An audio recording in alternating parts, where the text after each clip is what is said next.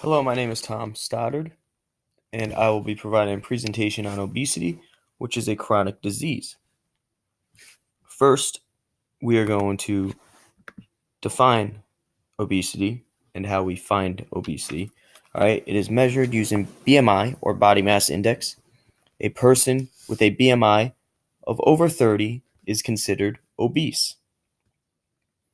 Obesity is also classified as a disease that impacts many other aspects of a person's life and has many other side effects.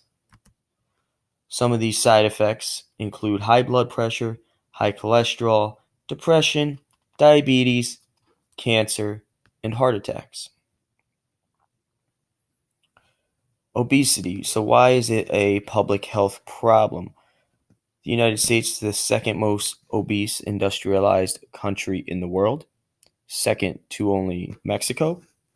A 2016 CDC report stated that 36.5% of Americans were obese, just over one third, and obesity accounts for 10% of deaths and healthcare spending each year. It should also be noted that a poll was done by the CDC showing that 10 of the most obese states had the highest rates of high blood pressure, high cholesterol, depression, diabetes, cancer, and heart attacks.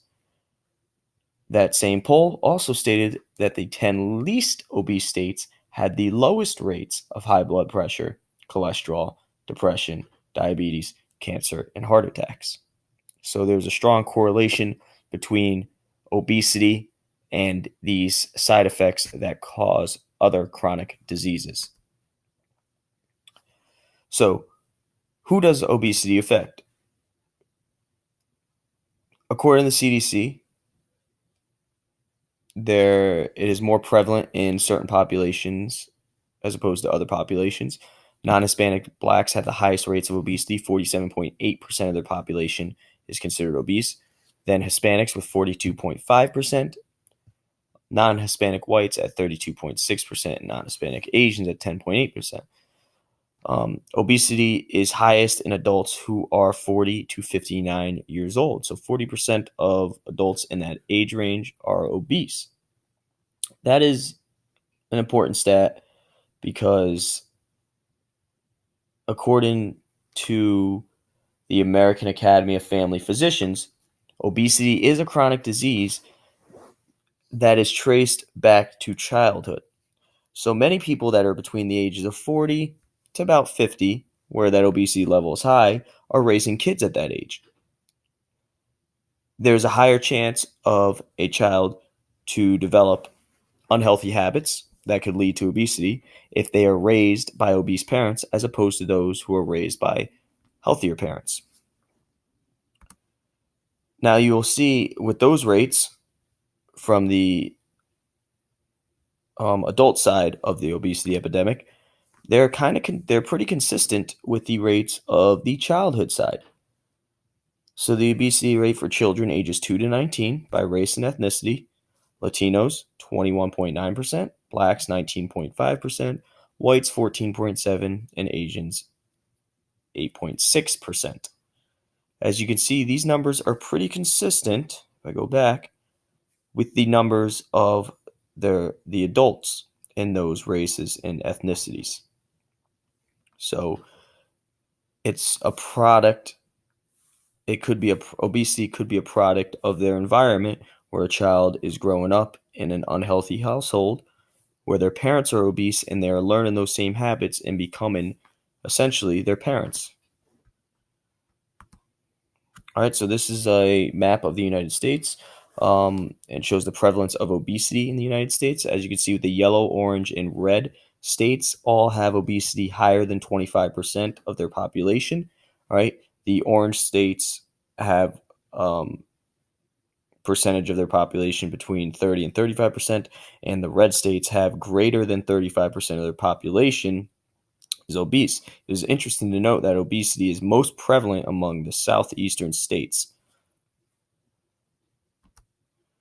All right, so why is funding being cut? Funding has been getting cut in promotion in preventing obesity.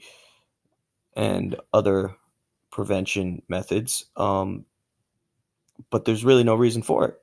The support is there regardless of the party. As you can see, the Democratic support is 87%, the Republican support is 57%, and independents 70%. So people want the funding to be there to help prevent this epidemic from continuing, yet funding has been cut over recent years. All right, so current obesity policy. There really is no federally mandated policy or way of implementing obesity prevention. There are really no goals outlined federally. Everything is pretty much done at the state level. Now, what I mean by that is states will apply for grants from the federal government, for funding for community centers, for funding for school facilities that help promote physical activity and physical education and health. But there's very limited resources given from the federal government to the state governments. So the state government kind of has to take it upon themselves to put their own goals in place and to implement their own mandates on obesity prevention. And a good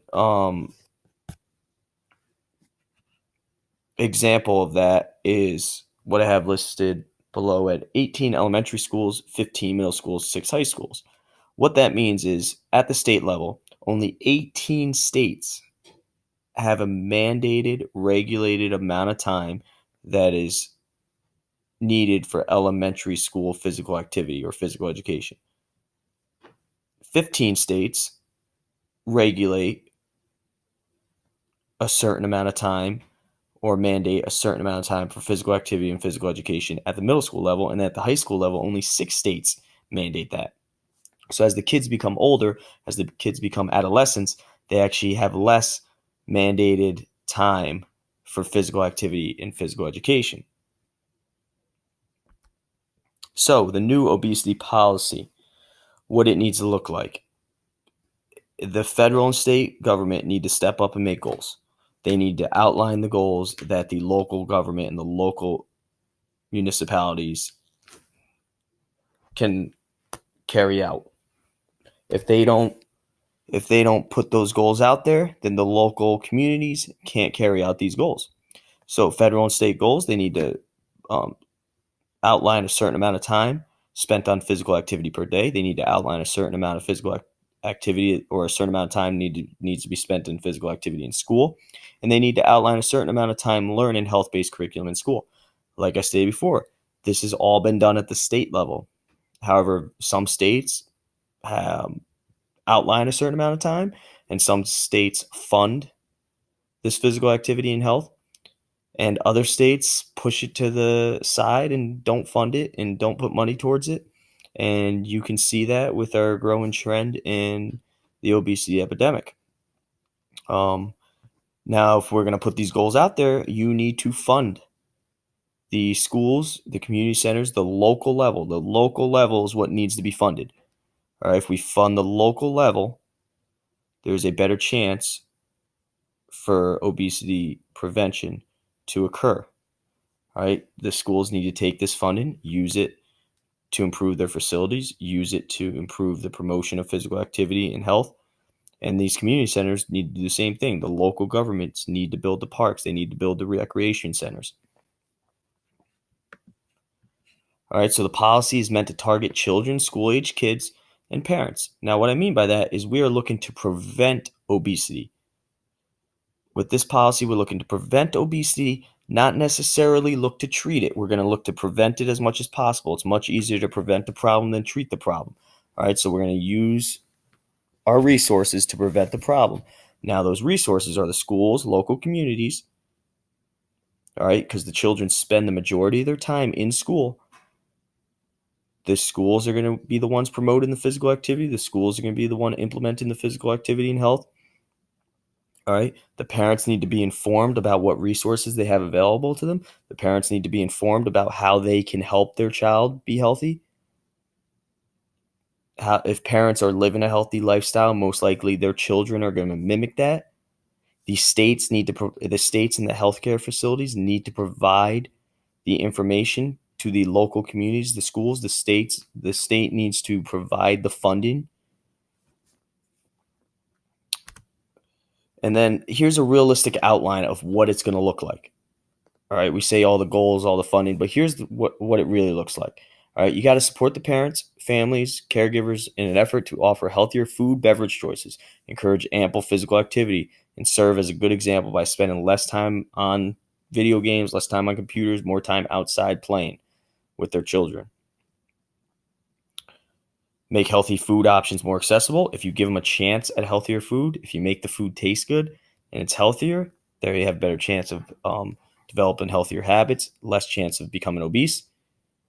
And then at the community level, encourage smart community development and design, such as land use policies that support development for green space, parks and trails, complete street initiatives, which hundreds of communities have adopted nationwide, that promote active living, including more walkable, mixed use, and recreational friendly areas. I'd put it quite simply, make it accessible. If we make physical activity accessible and we inform the parents about it, kids are going to be willing to lead a healthier lifestyle. And that obesity can be traced all the way back to childhood. So if children are learning obese habits, they're going to grow up and become obese adults. If children are learning healthy habits, they're going to grow up and become healthier adults. Thank you.